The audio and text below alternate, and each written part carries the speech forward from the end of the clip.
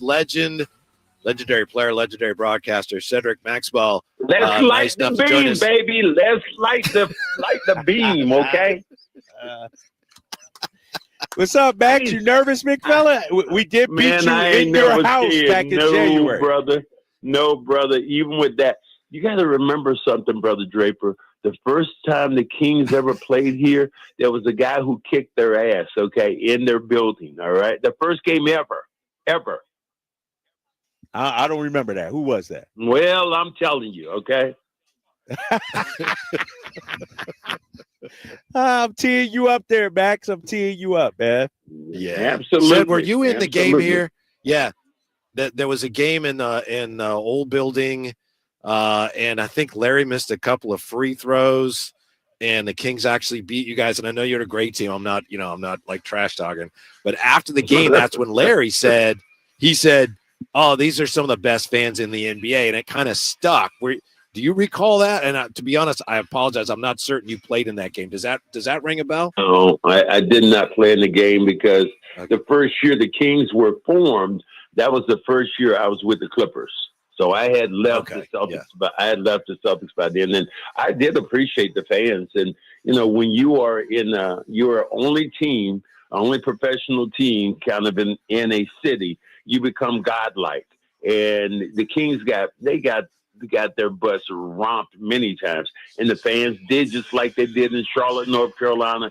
When the Hornets were there, they would give up and give them a standing ovation. So I still appreciate about the Kings when I can say, Keegan.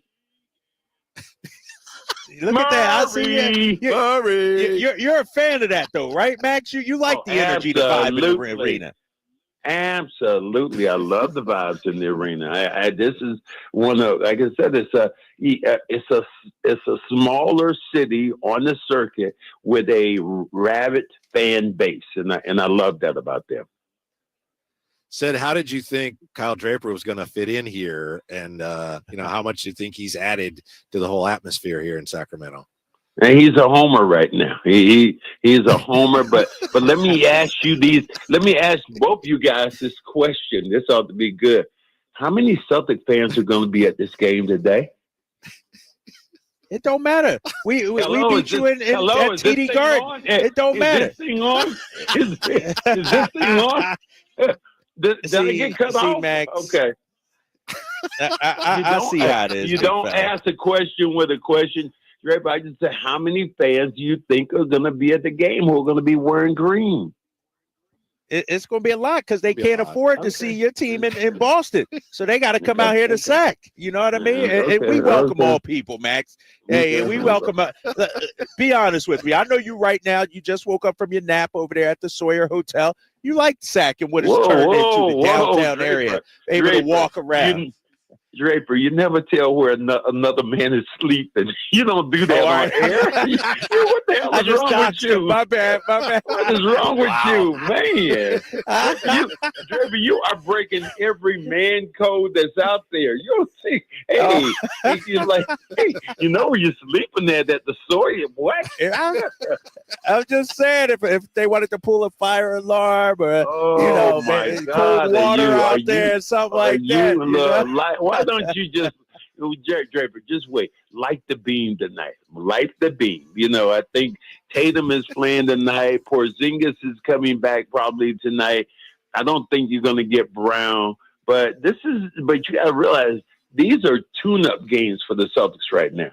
They're not in a fight for, a certain – they're stuck in second place. They'll be in second place. And now they just have to get all their players healthy. This year, I think maybe the starting lineup for the Celtics that they've had originally, they've only had about 20% of this year. So I think that they're starting to round it back again. It's going to be a very interesting game to see what Joe Mazzulla does or doesn't do. Cedrick Maxwell with us. I wanted to ask you about Sabonis, and it looks like he's back tonight, which is a surprise to us because he wasn't even supposed to be reevaluated yet. But looks like he's playing tonight. Is he in some way said, would you say he's a throwback, the way he plays, kind of the way you guys used to play a little bit? Absolutely. He's been a guy perfectly in the 80s, except he would have been too small to play at his position, because essentially he is playing a center position. That means he would have had to guard guys like Kareem or Robert Parrish, who were, 3-4 inches taller than him. So he could have played, but he would have had to change what he was able to do. Mm-hmm. Hey, Max, obviously I'm a Tatum fan, big fan of Jason Tatum. He's not getting the MVP love that I think. Can you just talk to me about the growth you've seen from Tatum, and where do you think he fits in among the game's elite? I think he's one of the top 5 players right now in the league. Every year he seems like he's right there knocking on the door for MVP, and he's only getting better. I mean, here's a guy, I think he just turned 26. So the Celtic organization has Brown and Tatum, two studs on both sides. You might have Porzingis. The only thing that's going to probably change with the Celtics, probably new ownership has come in and bought the team.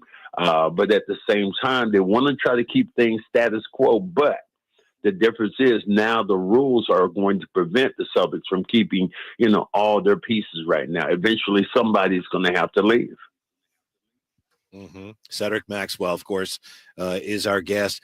I know you are focused on the Celtics all year long, but as you get ready for tonight's game, what have you made, Seth, of all the changes the Kings have experienced this year? Well, it's interesting with Mike Brown, and a lot of people hated that. De'Aaron Fox, All-Star, you lose him. You made some changes, picked up some other people. They play hard. This is a team that they play hard. Doug Christie has these guys. I like the way, they played, the way they played in Boston. They probably played as well as they played all year. They got on a little roll with him. So I think it's one of those, it's a good situation for them, but it's also a great situation for the Celtics to come in and explore the possibilities of what they're going to do tonight. Listen to Sad. I'll see you soon. Why are they practicing that's the problem in the arena? Why the hell are they practicing at the arena right now? Dude, we practicing lighting the beam for tonight. No, it's the in-game entertainment. They're working. They're doing some things. Sorry about that. Yeah. Let me ask you this, though, Sad. Because one of the things, I worked in Boston for 11 years. Hold on. I understand the arrogancy of go ahead. Hold on. Let me do it like this first. We're talking to Cedric Maxwell, 1981 Finals MVP. Now, go ahead. Hey, Bird won that chip, radio, Seth. okay? Bird won that chip. Bird led you guys to that chip. Come on. Good luck with that. Hey, good luck with that, brother. As I told Draymond Green, there's only been 35 Finals MVPs. And damn it, I'm one of them. Okay, that's how that works out, King fans. They can't take that away from you. They can't take that away from you. And so now it's even bigger. Go ahead. No, exactly. You on my show, big fella. You can't try to take it over. I know Sean Grandy don't give you much time to talk during the radio broadcast, but you can't come over here and try to take over our show. So let me ask you this question. I don't get paid by the word, though. I don't get paid by the word. I don't get paid by the word. Where do you make of you guys got two $300 million guys? Like players are making money. Your franchise just got sold for $6.1 billion. When the announcers and the broadcasters and the media are going to get a cut of that set? Good luck with that one, big fella. You know how that works. It's not that kind of trickle down effect yet. Okay, we have to talk to Elon. We have to talk to Elon Musk about that to see if we can get a cut of what's going on. No, I think it's a good situation for the Celtics. The only thing it reminds me of, and having a new governor of this team, is the fact that he paid $6 billion. So now you have to start thinking, are the Celtics eventually going to have their own building someplace in Boston? Because Boston, a lot of people don't know it's landlocked. So what I mean by that, there's not a lot of land just to go and build something. But eventually, I think if you are going to make money with this team, you're going to probably have to get your own building where you get all the concessions. Right now, the Celtics have to share the concessions with the building owner, and that is Jeremy Jacobs, who owns the Boston Bruins. Mm-hmm. Sid, I know, as you said, you were the 81 Finals MVP, and when you guys were winning championships there, it was you and the Lakers. Seemed like every year, Philly was in the mix. There was a lot of pressure every year. You're supposed to win a championship. Celtics won last year, and I know it's a different era. How much pressure is there in Boston on the Celtics to win another championship because you're the Celtics, damn it? Yeah. I mean, right now, I think that the HBO special, it isn't about the Kings, is it? Oh, it's about the Celtics. Yeah, it's about the Celtics. So with this HBO special 10-part, your boy will be in it eventually. I think I'm in part 4 and 5 and go on from there. But there is pressure to win. I talked to Joe Mazzulla, the head coach of the Celtics, and exactly what he said. Look, Max, I want to win again. I want to do something that no Celtic team has done in eons, and that's to win a back-to-back championship. My team during the 80s, we didn't do it. We won 81 and 84. Paul Pierce's team only won one. One of the greatest teams ever put together, they always say, was the 1986 Boston Celtic team.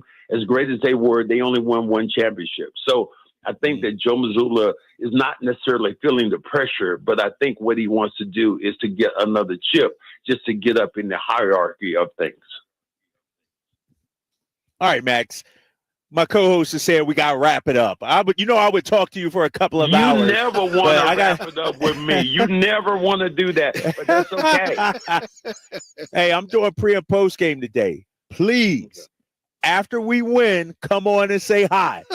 But if we lose, don't come over, because last time you got me in trouble. Last time you came over there, y'all beat us. Ain't that a flip that you want me? If I come over, if the Celtics lose, you want me to come over and say hi. But if they spank your ass again, you just want me to go get on the bus. Yeah, go get on the bus, get the Phoenix, man. Hey, we'll see you in a little bit, Max, man. All 1981 right, Finals MVP. Great. Yep, Yes. Cedric Maxwell joining the drive, guys. I tell you, Thanks, Ced. And when I talk to Ced, I got to go in the gym and warm up. I got to prepare for him. Oh, yeah. He's a handful. Yeah. Like I think last time we talked, think of the guys he's trash talked. Right.